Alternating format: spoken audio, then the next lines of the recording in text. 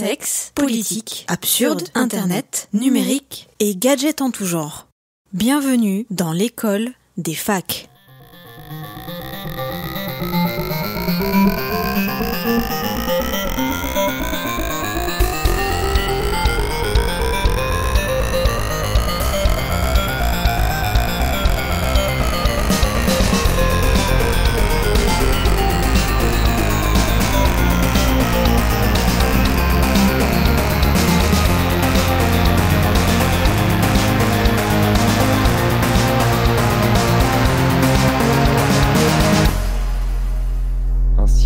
Bien rempli de pop-up comme il faut. Eh bien, bonjour. Alors. Ah. Merde. Je dois saturer un tout petit peu par contre. Voilà. C'est pas grave. Hop. Tu sais ce que fait une vache avec une radio ? Non, dis-moi. De la musique. Voilà. Enchaîne. Et ça parle sur le générique. Oui, bonjour tout le monde. Bienvenue à ce premier live YouTube de Podcut. Un live improvisé, un live organisé, un live qui se fera dans la joie et la bonne humeur. Punk, ouais. Toujours.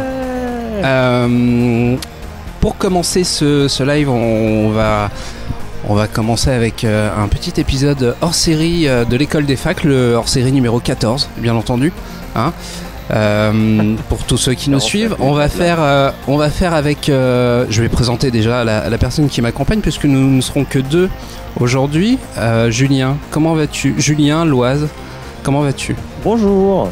Bonjour Souzix. Bonjour l'audience. Je vais bien. Il fait beau. Et cet après-midi, je fais une rando si tu veux tout savoir. Voilà. Ok. Et aujourd'hui, je te propose un petit small talk. Puisque alors moi je n'ai pas écrit de chronique, je te préviens, hein, je vais tout faire en total freestyle. C'est un retour d'expérience. T'as une guitare au cas où s'il faut faire un. Ouais, je peux aller la chercher si vraiment il faut. On a décidé de parler d'AliExpress aujourd'hui.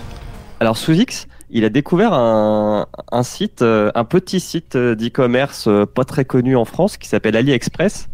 Et il a décidé qu'il fallait qu'on en parle pendant ce HS. Donc tout le monde s'est barré, puisque vous voyez ni Émeric, ni Audrey, ni Simon, ni Kepra.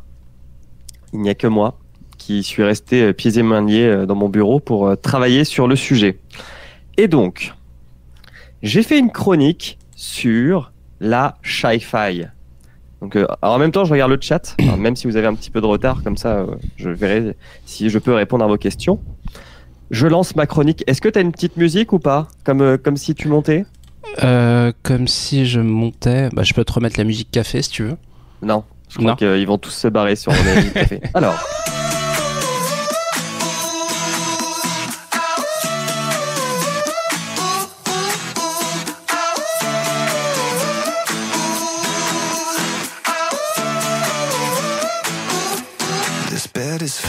On ne pouvait pas faire un live de l'école des facs sans parler des GAFA pour le bingo de Flashty que je vois dans le chat. Donc voilà, tu peux cocher ta case GAFA.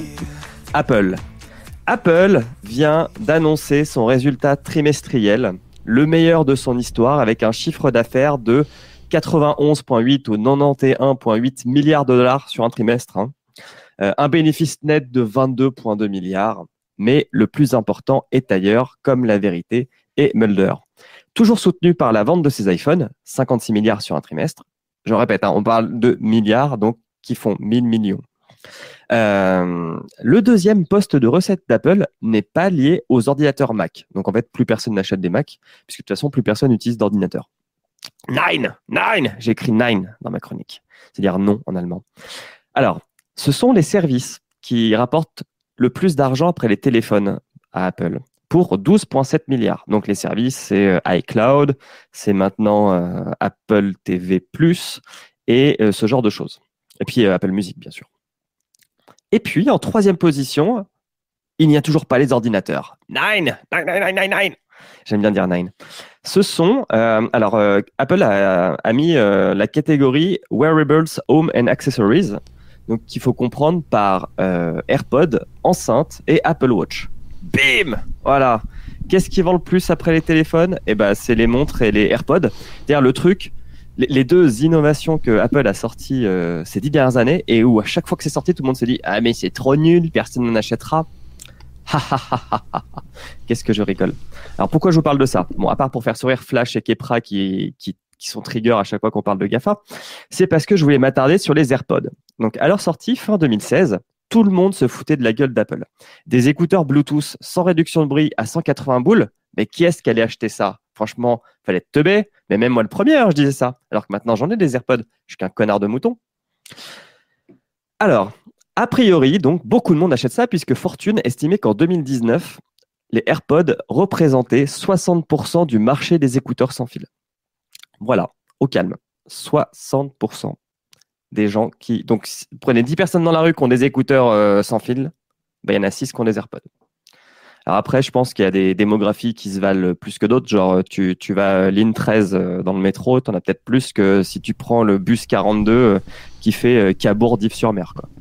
Bref, en 2019, Apple a vendu 50 millions d'AirPods, enfin de paires d'AirPods, donc 100 millions d'AirPods, ce qui fait un chiffre d'affaires de 8,5 milliards, puisque quand on multiplie 50 millions par 180 boules, ça fait à peu près ça. Et c'est vertigineux. Et vous allez me dire, t'es bien gentil Julien, tu me parles d'Apple et tout, mais on a parlé d'AliExpress, alors il est où le rapport? Oui, vas-y, explique. Eh ben, le rapport, on y vient, mon cher Sous-X. Et j'avais écrit que t'allais dans ma chronique que t'allais répondre. Je suis l'oracle.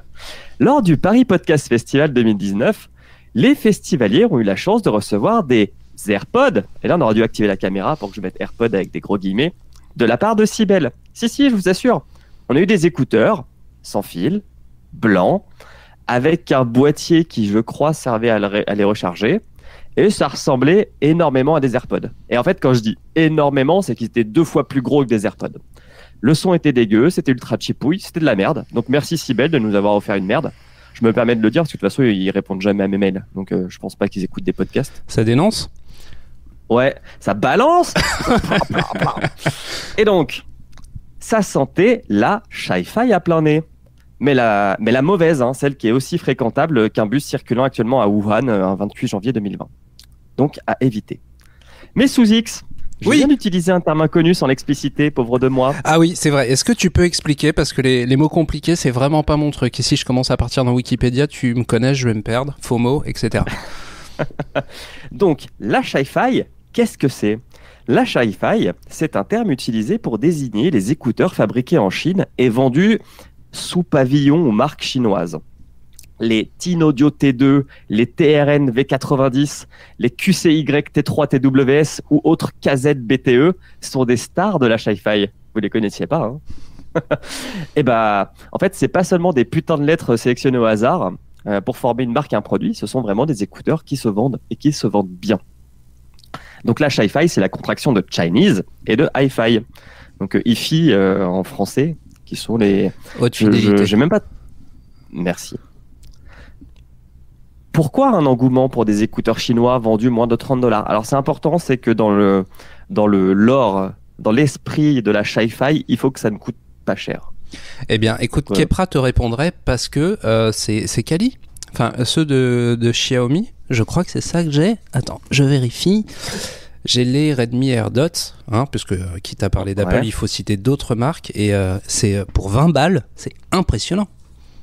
C'est très quali. C'est des petits AirPods, les trucs, t'as l'impression que c'est des suppositoires pour oreilles, c'est ça? Bah, tu peux parler avec tes AirPods. Moi, ils dépassent. Toi, ils dépassent pas, on dirait un bouchon d'oreille. C'est pour ça que j'appelle ça des suppos. Ok. Des suppos de Satan.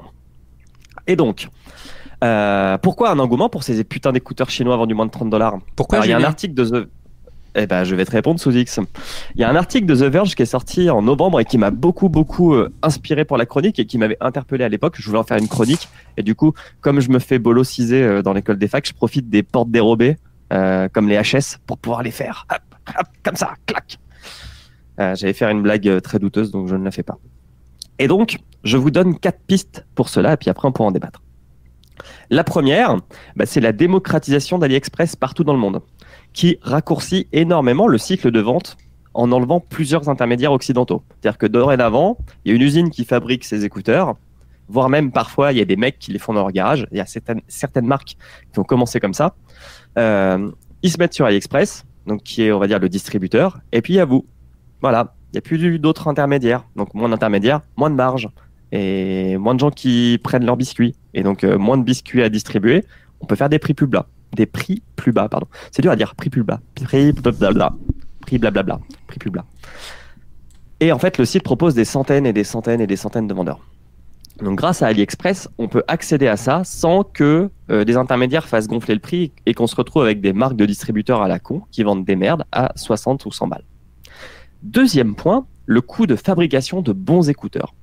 En soi, des écouteurs, en fait, c'est pas grand-chose. C'est du câble ou un récepteur Bluetooth. Enfin, c'est du câble. Un récepteur Bluetooth si vous voulez faire du sans fil. J'ai appelé ça un carénage d'écouteurs, mais en gros, c'est le plastique quoi, qui entoure l'écouteur. Un transducteur. Alors, ils appellent ça un sound driver en anglais. Donc, un transducteur, c'est la partie qui va traduire le signal en fréquence audible. Et puis, c'est tout, en fait. Dans des écouteurs, il n'y a pas, d'un point de vue technologie, il n'y a pas grand-chose. Et en fait, ces matériaux, ces câbles, ces transducteurs, etc., même de très bonne qualité, en Chine, on en trouve à moins de $5. Donc, en fait, 5 plus 5 plus 2 centimes pour du câble, etc., à fabriquer, ça fait des choses pas chères. Et donc, on peut être tout à fait profitable pour une entreprise et en économie, même avec un prix à $30. Donc ça, c'est la deuxième raison. La troisième raison, c'est que les écouteurs Beats, Apple, Xiaomi ou que sais-je, ou les marques distributeurs Carrefour à la con, tout est fabriqué au même endroit en fait, avec les mêmes matériaux. Donc, il y a une ville en Chine qui s'appelle Shenzhen, qui est connue pour être le bassin industriel de l'électronique du monde. C'est là où la plupart des choses qu'on consomme électroniquement sont fabriquées, si c'est écrit Made in China. Sauf qu'en fait, ces entreprises occidentales qui font fabriquer en Chine, eux, ils font des marges de bâtards. Donc, on est entre 30 et 60%. Allez, bâtards Apple fait 60% de marge sur son téléphone ou sur ses devices, sur tous ses appareils qu'il vend. Ok. Alors attends, je fais un petit point de chat parce que mon téléphone s'est éteint et je ne vois pas. Tu surveilles le chat. Je surveille le chat. Je ferai des points de chat régulièrement. Merci. Alors que le marché chinois, lui, il cherche moins, on va dire, la marge à l'unité, mais plutôt le volume de vente. Donc c'est-à-dire qu'il va marger moins, mais il espère en vendre beaucoup plus pour faire le même bénéfice. Je vais pas rentrer dans les cours de macroéconomie, mais c'est aussi lié au fait que de le pouvoir d'achat de macroéconomie, tu voulais dire de macro. Ah putain, ça y est, le point Macron 10h18. Non, de macroéconomie. Il s'adapte au pouvoir d'achat de la Chine.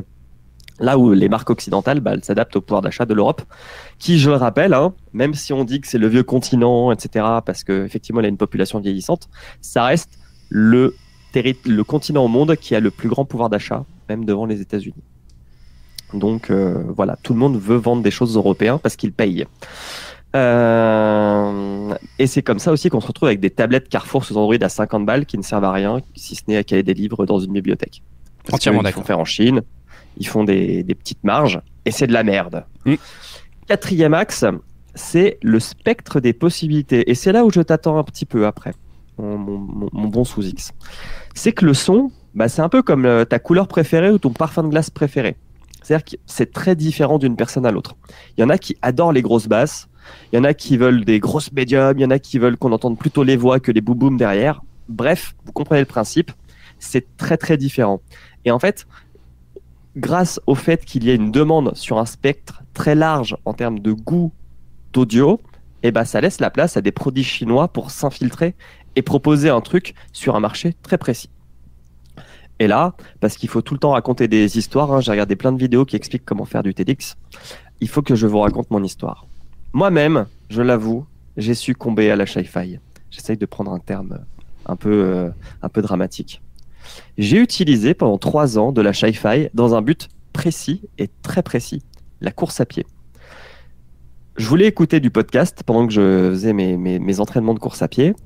Et en fait, il s'avère que pour écouter des trucs encodés en MP3 128 kilobits, donc c'est-à-dire encodés avec les pieds, du moins avec pas une qualité sonore très grande, avec de la sueur qui coule dans mes oreilles et qui pourrissent les mousses de n'importe quel casque que j'aurais foutu sur mes oreilles. Et puis, je voulais pas avoir un fil qui s'embourbe autour de mes bras quand je cours, parce que je cours tellement vite que mes bras font des appels d'air. Le mec court Il me trop fallait... vite. Je cours trop vite, parce que, comme dirait Kyo, je cours.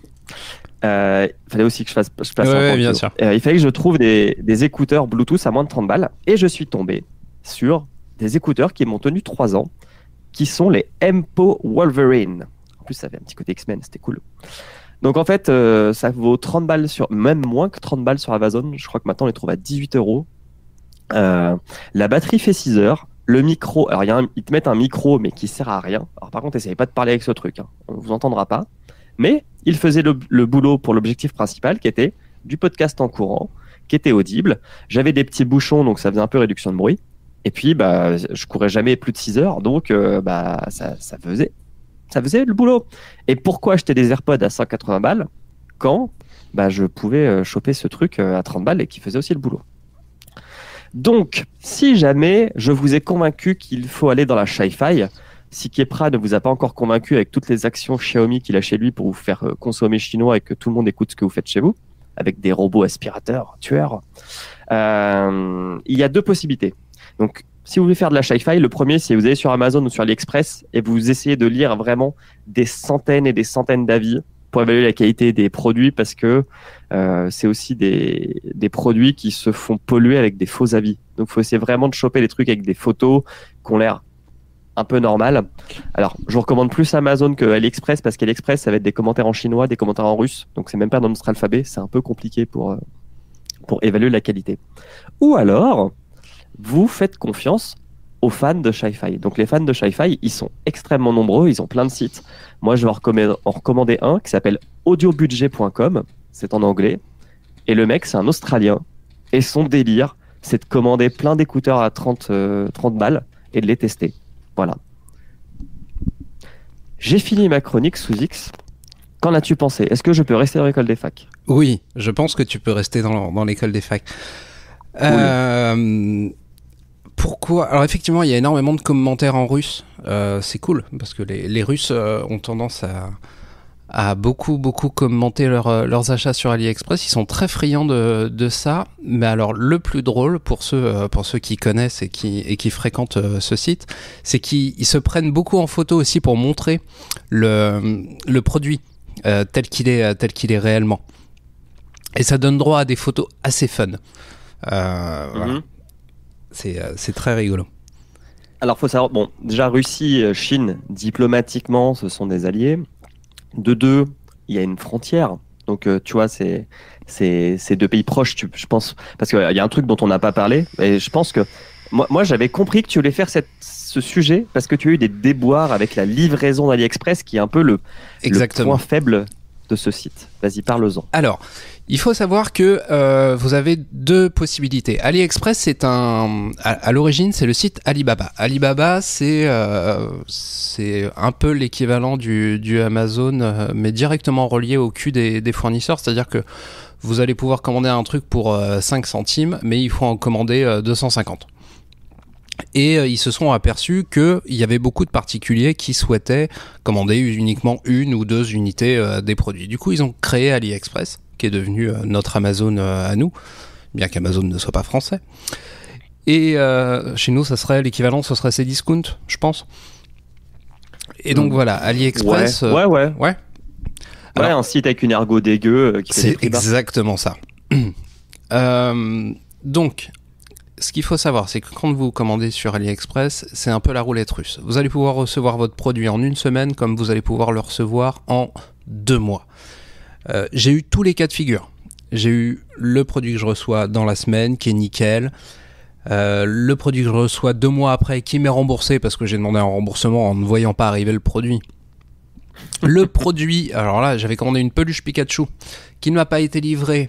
La Poste... Pour ton enfant? Oui, pour mon enfant, exactement. Mais t'es ouf! Mais mec, ça n'a pas suivi la réglementation européenne? C'est avec des produits inflammables qui vont lui donner le cancer des testicules? Rien à foutre. Okay. Papa geek.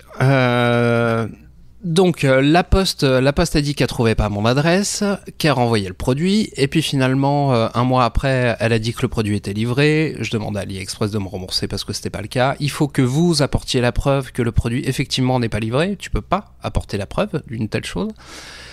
Et donc tu te fais baiser. Bon, je me suis fait baiser de 7 €, ça va. Mais c'est par principe.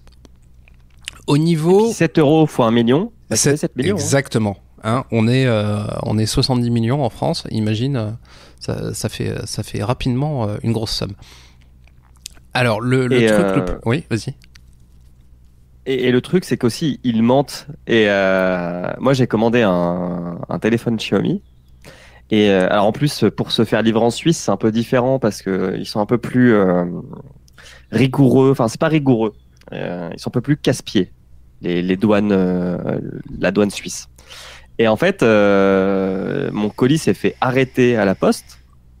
Et puis, en fait, tu reçois un mail comme quoi il faut que tu ailles voir à la poste. Alors déjà, il faut que tu ailles... Parce qu'en fait, ils essayent de frauder les taxes douanières. Ouais. Donc, ce qu'ils font, c'est qu'ils font le paquet le plus petit qui est possible pour faire croire qu'il n'y a pas grand-chose dedans. Et puis, en fait, dans l'objet de l'envoi, ils disent cadeau. Parce qu'en fait, les cadeaux sont pas taxés. Quand on voit des cadeaux à ta sœur qui vit aux États-Unis, bah, c'est pas taxé, ce qui est normal. Et en fait, j'ai l'impression qu'ils abusent de ce stratagème pour livrer des choses à travers le monde. Alors, je me suis un petit peu renseigné parce que certains de mes colis sont passés par la douane et certains ne le sont pas.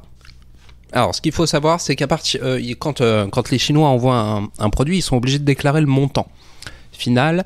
Si ce montant ne dépasse pas les 22 € et quelques, la douane ne regarde pas. Jusqu'à 150 €, il peut y avoir des contrôles aléatoires. Au-delà de 150 €, ils sont obligés de contrôler les colis. C'est pour ça qu'ils mettent cadeau, en fait, pour ne pas déclarer la valeur du produit et que ça passe nickel chrome à la douane. Jusqu'à présent, moi, enfin, avec la seule commande que j'ai faite, test, j'ai des produits qui sont passés à la douane, mais qui au final ont passé la douane sans problème. C'était des bijoux, c'était des conneries. Par contre, le point sur lequel il faut vraiment faire attention, parce que j'ai commandé des fringues. Grand mal m'a pris. Le petit conseil de Sous-X. Alors, au niveau des tailles, il faut savoir que les Chinois taillent très petit. Très petit, mais ils utilisent la même métrique que nous au niveau des tailles. C'est-à-dire que un M chez eux ne sera pas un M chez nous. Donc régulièrement, quand vous commandez un vêtement, vous avez un tableau des tailles et des équivalents. Alors généralement, un M pour un Chinois, ça fait du XXL chez nous. Donc faites gaffe. Du XXS. Non, un M chez eux, pour nous, il faudrait que ce soit du XXL. Ok. Ok, d'accord. Pour faire l'équivalent en M chez nous. Faut commander beaucoup plus grand en Chine pour toi. Exactement. Voilà. Et pour les. Mais ça, c'est partout. Enfin, tous les pays ont leur propre taille en fait. Enfin, beaucoup, à part les Américains, utilisent le système SML. Ben justement, moi je me base par rapport au système américain où un jean en taille 30-32, si tu veux, c'est l'équivalent de 40-42 en Europe. Ouais. Alors que chez eux, c'est les lettres. Ça s'accélère le référencement, monsieur. Oui. Quand on référence les gens, on calcule la taille et le poids moyen des Français et des Françaises, et c'est de là qu'on adapte les tailles. Donc chaque pays le fait. Donc il faut faire super gaffe à ça. Prenez l'habitude de lire ce putain de tableau des tailles, c'est très important. Et pour les godasses, alors faites encore plus gaffe parce que les mecs achètent. Et les gens, dans le label, on a invité les gens de Vêture et tu vas aller parler des chaussures faites en Chine. T'as pas honte? Ils vont se barrer les mecs. Alors tout l'intérêt était de faire cet épisode. Donc c'était une expérience. Donc je me suis sacrifié, monsieur, pour pouvoir vous donner la réalité, la face cachée de ce business qu'est AliExpress. Pour les godasses, j'ai mangé du caca et exactement. Je vous le certifie, c'est mauvais. Chez eux, une taille 44, c'est l'équivalent du 40-41 chez nous. Donc, pareil, faites gaffe. Et généralement, au-dessus du 44, ils ont pas. Donc c'est mort. Les godasses, c'est quasiment impossible de trouver quelque chose. Enfin, tout du moins pour moi, qui fait du 46. Que vous dire d'autre sur AliExpress? Ils sont. Flavien qui met dans le chat, j'ai léché ma cartouche Switch. Et oui, ça sent pas bon. S'il y avait une rumeur comme quoi ça sentait pas bon. Voilà, et sinon je lis un peu le chat. Donc Tanu qui se casse. Voilà, D'accord. Tanuki, moitié de vêture. Bon, c'est fou, il met des pouces bas, mais il met que tout le temps des pouces vers le bas. Donc voilà, c'est pas pertinent, monsieur fou. Qu'est-ce que je lis d'autre? Il nous mente. Après, ça. Ah, Flavien M, donc Listen to the Game, qui dit qu'il y a eu un épisode de Tech2, podcast de Blueprint. Donc, Oui, tout avec à fait. Inks notamment, qui a fait un épisode la semaine dernière sur les écouteurs sans fil. Il faut un peu revenir. Pour revenir au début, sérieux. au sérieux. Ok. Voilà. Bah écoute, voilà, avec ces bonnes Est-ce qu'il y a recommandations. une question de Chan avant qu'on passe la main au roi Steven? Allez, vous avez 1 minute. Est-ce que tu vas remettre la musique d'ascenseur pour les faire crier? Mais bien sûr. Mais bien Voilà, sûr. j'en profite à dire bonjour à Samora, bonjour à Fanny. Fanny qui doit être en GDB de sa grosse soirée podcastéo d'hier. Bonjour à Zu, à Thomas Crayon. Qui c'est que j'ai vu d'autre? À Pomme, à Stephen King. Stephen King nous regarde. Et il est en France, d'après ce que je lis sur son pseudo. Bonjour à Jérémy Cibois. Bonjour à Rémi Papillon, je ne sais pas qui est. C'est moi. Bonjour à RZK. J'ai dit tout le monde. Ouais, je Bonjour pense. à Nimp. Le Dr Watt. Bonjour à Delphine Icre. Bon, allez. Elle veut un résumé. Achetez pas sur AliExpress, sauf si c'est des écouteurs sans fil à moins de 30 balles. Voilà. Alors, ouais, préférez Amazon, vous allez avoir globalement les mêmes produits. Au niveau des prix, c'est pareil. C'est quasiment pareil. Et le moteur de recherche est plus efficace sur Amazon que sur AliExpress. Des fois, vous cherchez quelque chose et vous tombez sur du bricolage. Il y a beaucoup de trucs pour pêcher sur AliExpress. J'ai pas encore compris pourquoi. Bonjour à Stéphane. Bonjour à Charles. Moi, je continue à faire les bonjours. Ouais, mais on va rendre l'antenne. Et bonjour là, Clermont-Ferrand. Bon, on va rendre l'antenne. On va rendre l'antenne. Ah Bon. si, y a-t-il une marque française valable? Une marque française en audio, tu veux dire? En audio, alors il faut savoir que la France est le pays de la haute fidélité. Donc vous avez Cabas, vous avez Focal, vous avez Triangle, vous avez Devialet aussi. Tout à fait, Devialet qui est une marque un peu plus jeune. Mais ça fait, on est leader dans le marché de la haute fidélité en France. Donc achetez français, n'hésitez pas. Voilà, c'était le message patriotique. On pourrait avoir une pour Marseillaise. conclure. Et il va falloir me couper mon micro, hein, Oui. sinon moi je continue. Allez, Mais heureusement, je continue avec l'équipe d'après. on arrête ici, on se met une petite pub, on met en place l'équipe du roi Stéphane. On vous remercie pour cet Steven. épisode. Stephen King. Incoming. On vous fait des bisous et on vous dit à très merci, bientôt. Soulix. Merci Julien. À très vite. Des bisous. Bisous.